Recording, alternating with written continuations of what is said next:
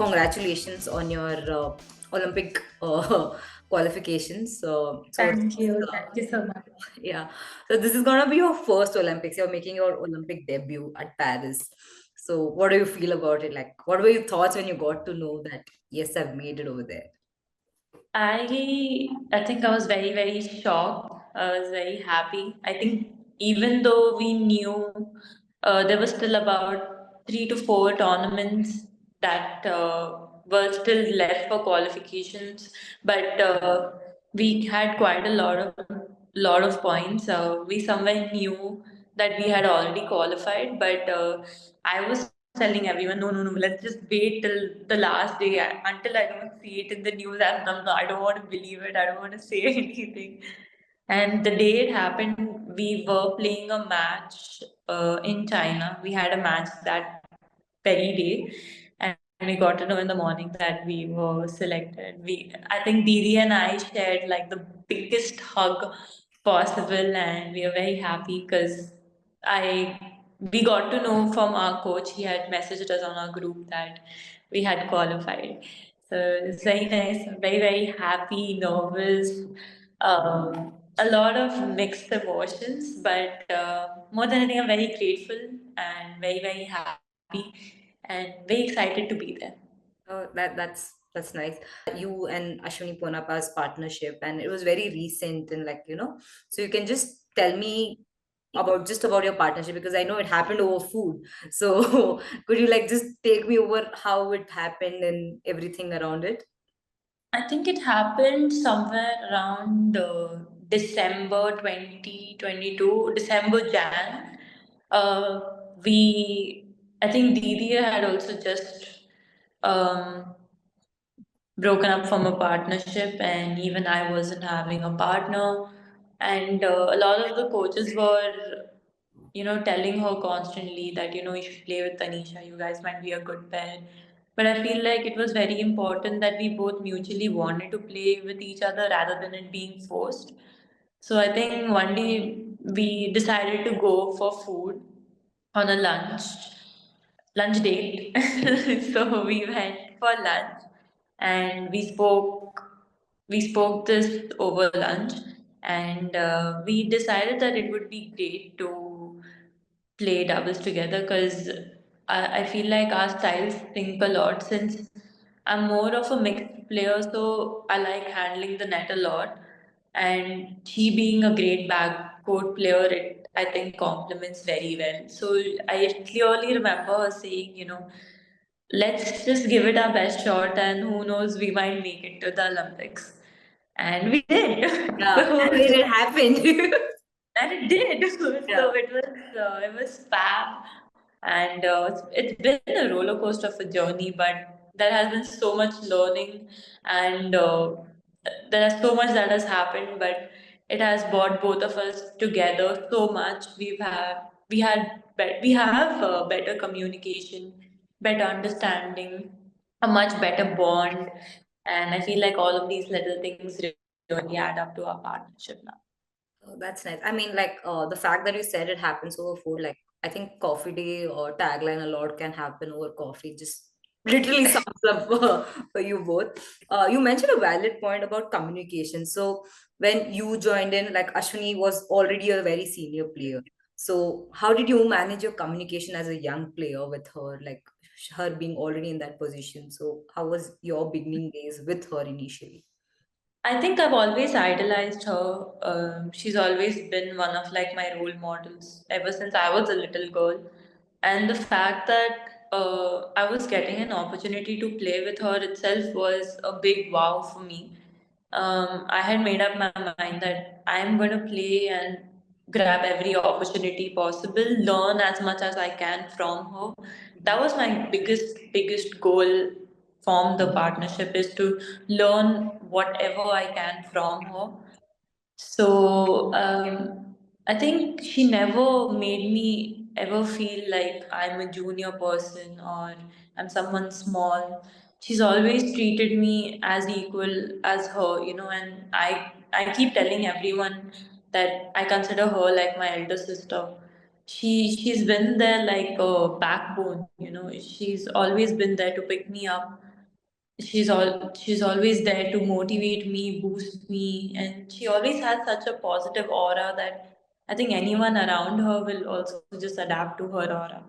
So I never felt that age gap between both of us. I mean, she's never made me feel anything like that. And as much as I value her opinions and I respect her, she equally does to mine. So I think that is one of the best parts where I feel more comfortable and open because she is also very much interested in, listening to my opinions and what I feel and my point of view. So that's a very, very nice thing I feel.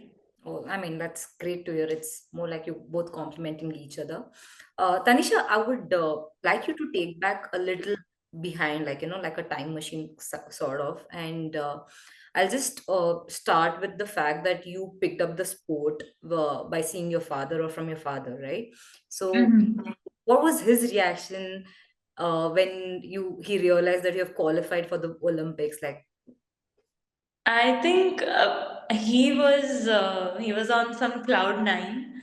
Of course, before during the qualification period towards the end, when the points were very close between both the pairs, there was a lot of pressure. Like he was constantly being like, "I have to perform. I have to do great," because I mean, obviously, I'm his daughter, and he'd want me to qualify for Olympics, and for that, I'd had to be the best version of myself. But it did pump me a lot, and I think when I qualified, he was the happiest person in this whole world because it was his dream, which I fulfilled. So he was the happiest person in this whole world. He got a lot of calls from a lot of his friends and a lot of our other families. So he was the happiest. I think my family was the most happiest people out there for me. how did you celebrate that? Like, how did the family celebrate the whole occasion of? I think when we got to know I was in China, so we all did celebrate it over a video call because I speak to them every day on video call. So they all were very happy. It was like big congratulations, big smiles, and I had tears in my eyes because I I knew that even my parents were very, very proud of me, and that's a feeling what I think every athlete desires, to just see their parents, very, very proud of them. So I was very happy seeing them so happy because of me, and I had tears in my eyes. So it was a moment, but then I think after that tournament, I did go back home to Dubai, and they all came back. They came to pick me up at the airport, and I got like Wow. the biggest hug from my mom, my brother, and my dad all at one time. And they were like, "Congratulations for Olympics! You made it!" I So, think yeah. the whole of India and as a foundation, we are happy to see you with that. No, Yeah. I mean, thank you so much. Go Sports has been there. They're so flexible to work with. I don't even think I would have been able to go for a lot of the tournaments. I hadn't had Go Sports support. So you play a major role in me making it to the Olympics. I mean, it's our pleasure when you say that, and we are actually honored just to do that for athletes over there. But like you mentioned, the major tournaments that you did. So we were just as a team, we're looking at the competitions that you had participated in the last, like from April to April, like 23 to 24. And we reached at a point that it was around 25, 26 competitions. It's naming competitions, and if I go into individual games, I think I lost my count after 70 something.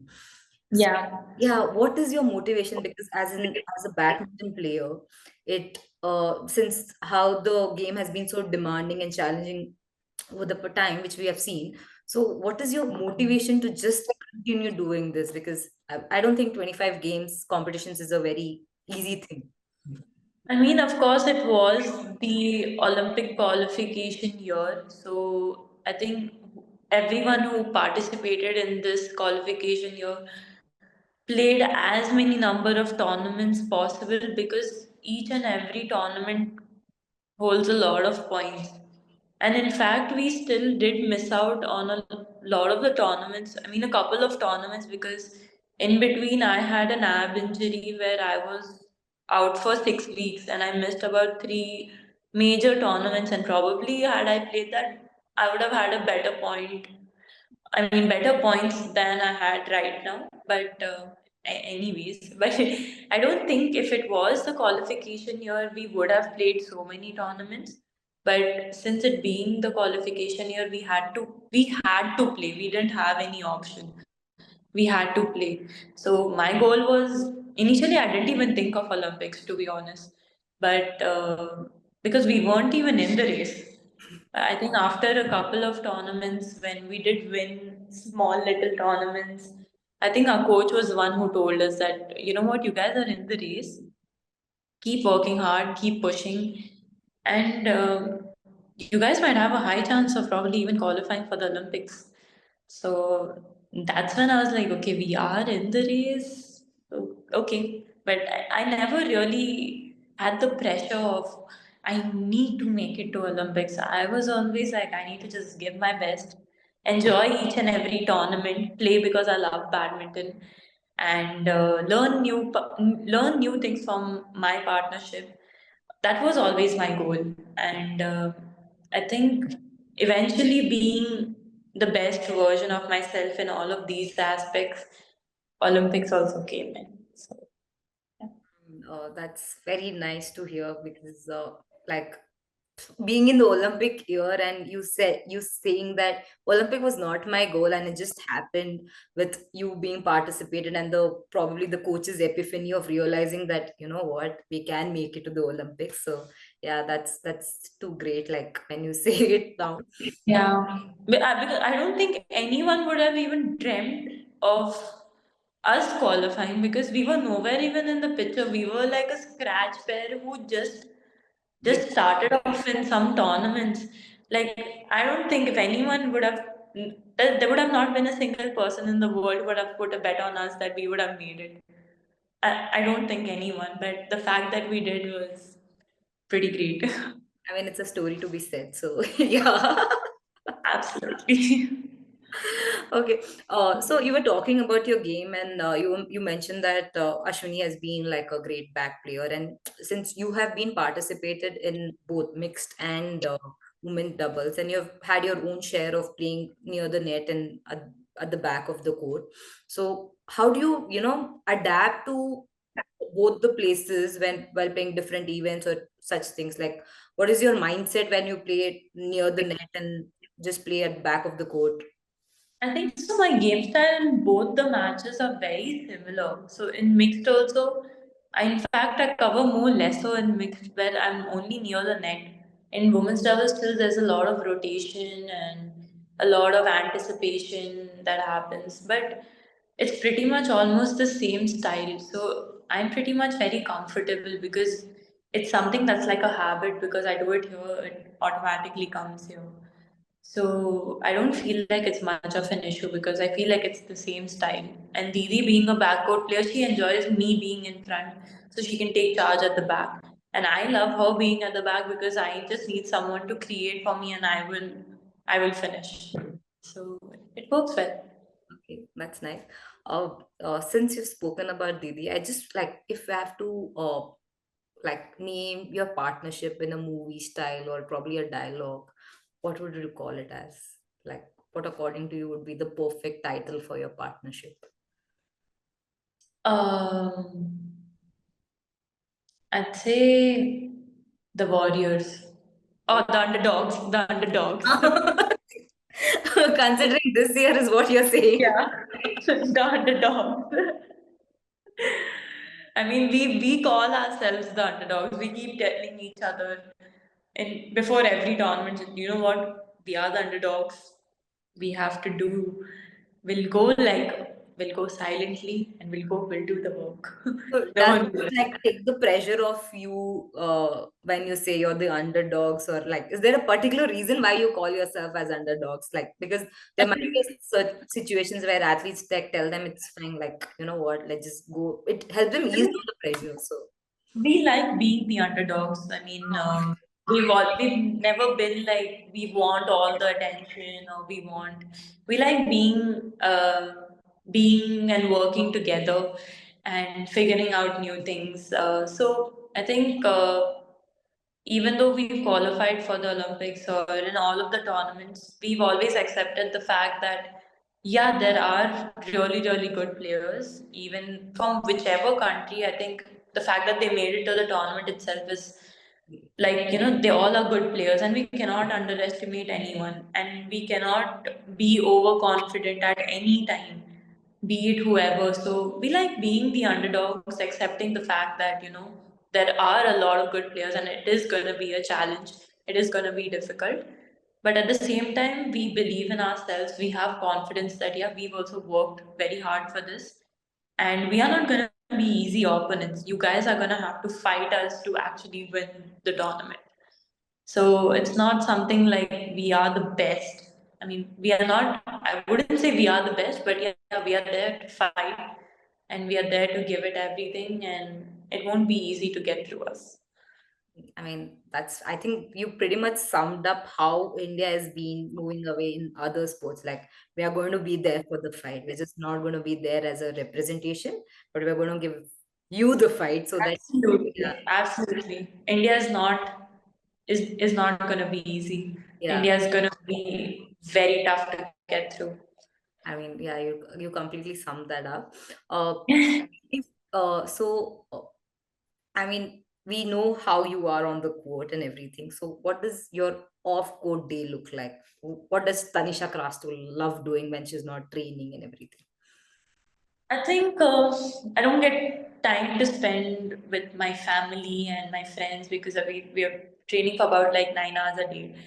So whenever I have time, I like talking to my friends and my family, keeping in touch with everyone, and I feel like that's very much needed to just switch off for a bit, have some nice conversations, laughter, and watch some Netflix, have some good food. I'm a big foodie, so I love having and trying different kinds of foods. But pretty much with a few incidents that happened 2 years back, where I had severe food poisoning and gastritis uh, twice in the same month. It pretty much like messed up my health a lot.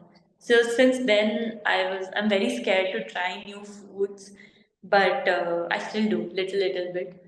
If I like it, I'll have. If not, then I'll just pass. But yeah, I love food, so I like trying new food. I like watching Netflix a little bit because I don't get time to, and I like watching a lot of the mystery and yeah, a lot of these mystery type of shows. So it's very interesting.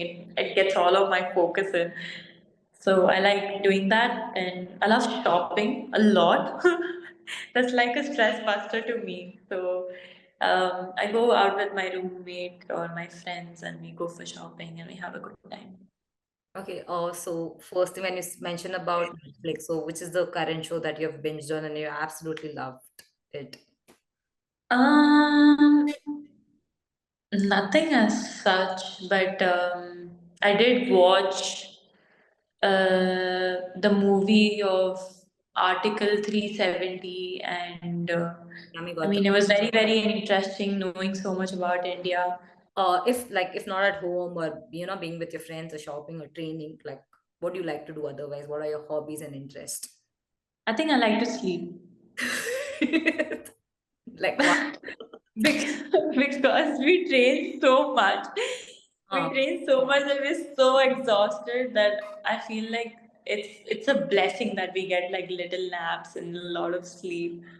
So yeah, I like to sleep, but other than that, my hobbies would be shopping. uh, okay, since you mentioned like a couple of times shopping, what would be your comfort clothing would be like? What according to is your comfort clothing types?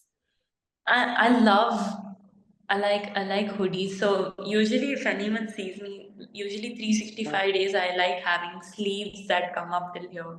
Even if it's summer, I still like being in sleeves.